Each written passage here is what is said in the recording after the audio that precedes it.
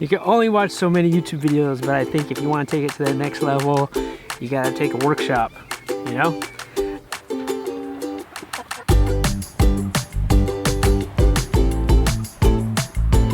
All right, let's check on these chickens. Their new nesting box, guys. We're pooping here because they're roosting there. We got an egg in there. I just made this nesting box yesterday. I have not seen them nest in here yet. I left the egg in there just to hopefully give them a little bit of encouragement. Good morning, birdies! Cinderella, good morning. Where's Fuzzy at? Fuzzy Muggins, good morning!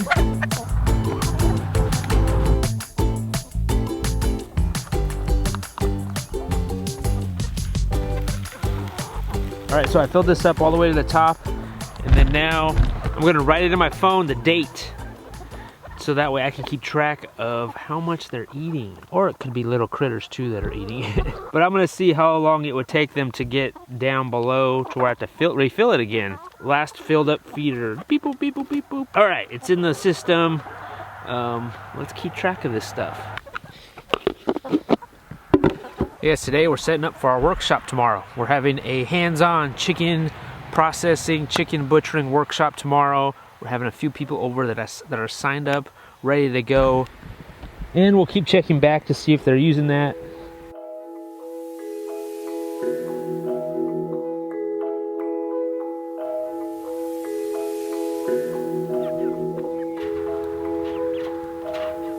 I need to move these guys. Even though I plan on free-ranging them around the netting again, these guys are pooping machines.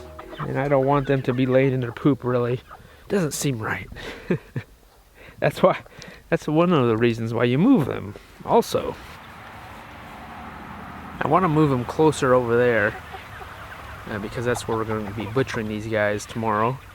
So slowly, we'll make our way over there throughout the day, and just kind of move them at various times of the day, just so I don't have to do it all at once, and so they'll always have a clean patch of grass to eat. And it's best to have the coop as close to the chicken processing area as best as possible. You gonna feed the chickens, Penelope? Yeah. What is that, some old corn? Yeah.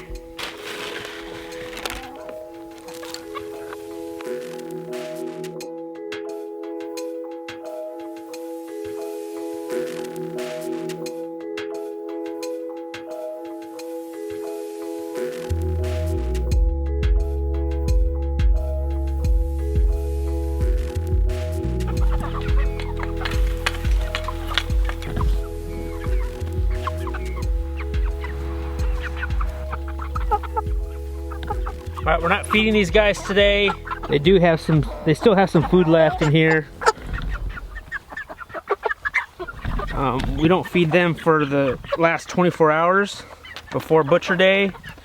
And that because it makes a more cleaner bird. It'll clean them out today. They still have access to the grass and they have plenty of water. I'm gonna dump this on the ground for them. It's really not much. I wanted to compare these guys to the previous batch that we butchered, our Murray's Big Red broilers. I feel like these are a lot smaller. Even though these are 9 weeks old, the Big Red broilers, we butchered those guys at 12 weeks. And that's typical for the red broilers. They're more slow growing. These guys should be ready at 8 weeks. But it's funny to see the differences between the red broilers and these guys. These guys are a lot more fatter. It's like they grow this way, and the red rangers, they grow more like an all around, like taller and fatter. Like these guys are more short and stocky. I would love to see the big butterball fly over though. I would love to see him fly over. I think that would be so epic. Oh, look at that. There's an egg there. Someone laid an egg. Love it, guys. Look at that. It worked. Someone laid an egg. Bernice, was that you, Bernice?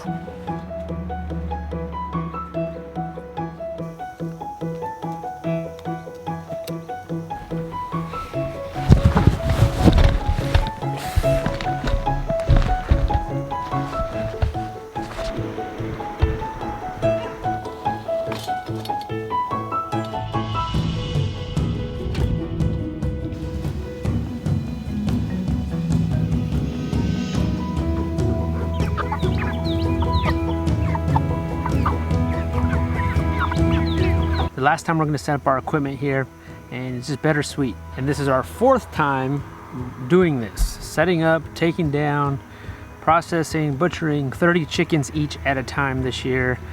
Double of what we've always done in the past, and producing about 120 chickens. That's over 2 chickens a week. Do you eat that much chicken?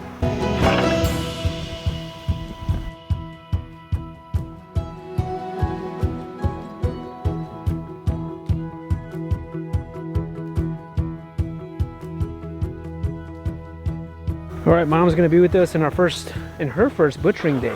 Have you butchered a chicken before? Never. Never even seen it. It's going to be an experience. Yes. We'll wash it with soap and water, and then tomorrow morning we'll probably just give it a good rinse. These guys, these are lifesavers. If you ever need to raise up your table, just cut yourself some PVC pipe and raise it up. Actually, it's back savers.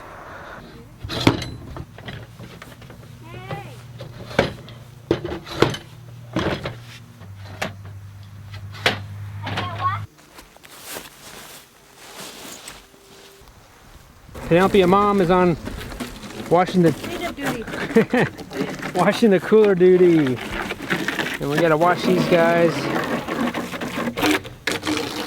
This is where we're gonna be putting the chickens in after we butcher them. As we're working here and setting up, I can't help but think that this has become normal for us to do this, setting up all this equipment to raise and butcher and put in our freezer our own meat that we raised.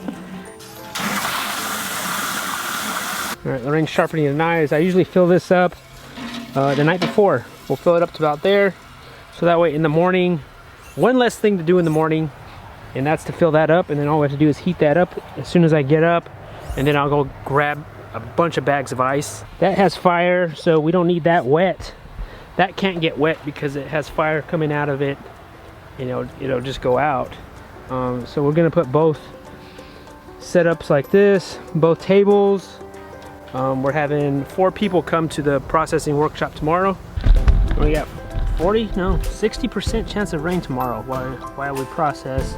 We're supposed to have some few people over for a chicken butchering workshop, super small scale, and just really hands-on experience. And just showing people and teaching people how to do it. You can only watch so many YouTube videos, but I think if you want to take it to the next level, you gotta take a workshop, you know?